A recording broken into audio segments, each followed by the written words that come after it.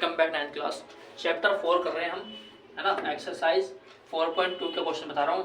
4.1 में जो क्वेश्चन है और ऐसे 4.2 का जो पहला क्वेश्चन है वो आपको दिखा दूंगा। उसमें करना है कुछ नहीं, खाली लिखना है बस। तो मैं आपको उसमें दिखा दूंगा क्या करना है। इसको देखो कैसे करेंगे। तो दूसरा क्वेश्चन है 4 हल बताने हैं आपको इन समीकरणों के। कैसे बताते हैं, जैसे कि पहला हल है तो लिखेंगे माना x बराबर 0। यहाँ भी x है ना, उसकी जगह पे हम क्या मान रहे हैं, 0 मान रहे हैं। तो लिखेंगे ऐसा करके x की जगह पे क्या लिख देंगे 0, फिर y बराबर में 7। 2 को 0 से गुणा करो 0 हो जाता है ना, तो y बराबर कितना हो गया 7। x का मान 0 माना, y का मान कितना आया 7। तो लिखोगे पहला हल। क्या लिखोगे, पहला हल। हल ऐसे लिखते हैं जैसे कि 0 है पहले, फिर y का मान 7, तो 0,7 ऐसे जैसे निर्देशांक लिखे जाते हैं ना, ये होते हैं हल, है ना। x का मान 0 शुरू में लिखना है, कोमा लगा के फिर y का मान, ठीक है। ऐसे पहला हल निकाला, x का मान 0 मान लो। अब ये मान सब कुछ भी मान सकते हो, 0 1 2 3 आपकी मर्जी है, कुछ भी रख लो, माइनस की भी रख सकते हैं। तो मैंने 0 रखा, 0 से गुणा करेंगे 0 हो जाएगा, तो ऐसे दूसरा हल निकाला जाएगा, समझे। ऐसे ही दूसरा हल। फिर क्या करोगे, फिर बोल दोगे माना x बराबर 1। पहला ऐसे निकाल दिया, फिर माना x बराबर 1। तो पहले 2 लिखोगे, x की जगह पे 1 लिखोगे, फिर y बराबर में 7। 2 एकम 2 हो गए, है ना, 2, फिर प्लस में y बराबर में 7।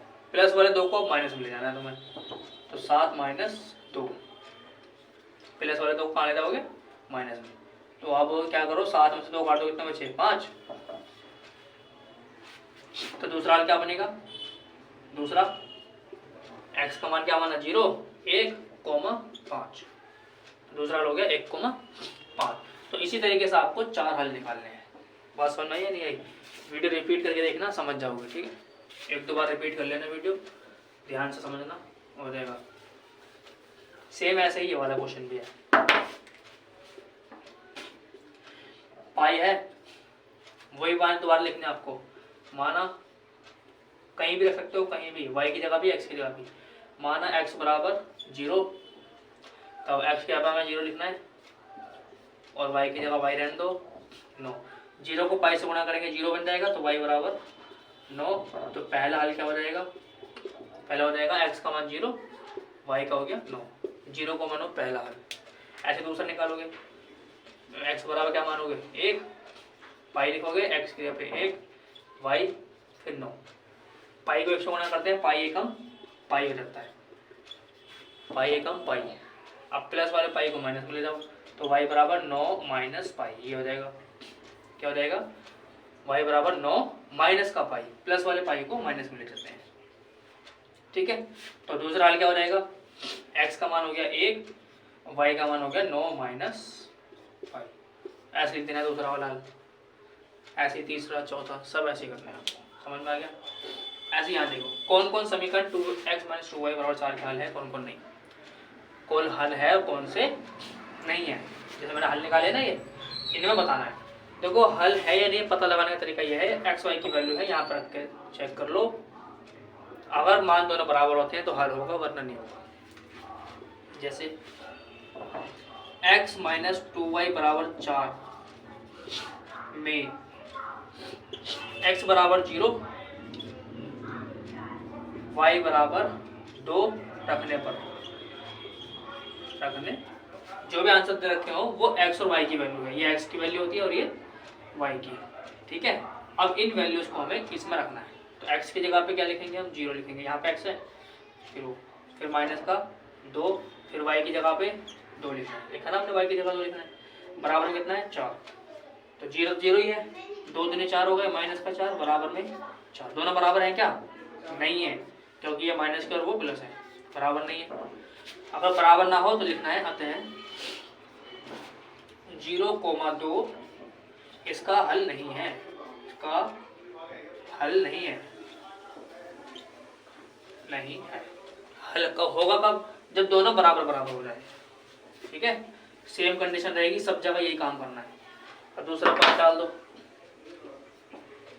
अब दूसरे वाले पॉइंट में x के जगह में x के बदले 2 लिखना है और y की जगह पे हमने 0 लिखना है। चलो x की जगह पे 2, वाई की जगह पे 0, जहाँ वाई हो वहाँ 0, 2 का 2 ऐसे उतारना है, 2 को 0 से गुना करोगे 0 बन जाएगा, 2 बराबर 4। अब ये बराबर नहीं है तो ये भी इसका हल नहीं है। ऐसे तीसरा वाला चेक करा जाएगा, लाइन सब जगह सेम रहेगी। तीसरा पॉइंट भी ऐसे ही है, एक्स का मान कितना लिखना है हमें 4, वाई का मान 0 लिखना है, ठीक है ऐसे रन दो। चलो यहाँ पे एक्स की जगह पे 4 लिखेंगे, वाई की जगह पे 0 लिखेंगे, 4, 2 को 0 से गुणा करते हैं 0 बन जाएगा, तो खाली 4 बचा, 4 बराबर 4 आ रहा है, बोलते हैं कि यह इसका हल है, 4,0 इसका हल है किसका, समीकरण का। समझ गए, ऐसे सारे रख के आपको चेक करने होंगे, बस नोट करो। अगला देखिए सबसे जरूरी सवाल ये वाला, इस एक्सरसाइज में इस चैप्टर में ये क्वेश्चन तो 100% आने ही एग्जाम में। एक्स का मान आपको 2 दिया, वाई का 1 दिया हुआ है, हमें के का मान बताना है, ठीक है। चलो क्या करेंगे, एक्स बराबर 2 दिया हुआ है पहले से ही, वाई बराबर 1, समीकरण 2x + 3y बराबर के में रखने पर, ठीक है। जब भी ऐसा करके वैल्यूज दी हो, के का मान पूछा जाए तो आपको जो एक्स वाई की वैल्यू दी होंगी वो इसमें रख देनी है और के का मान आ जाएगा।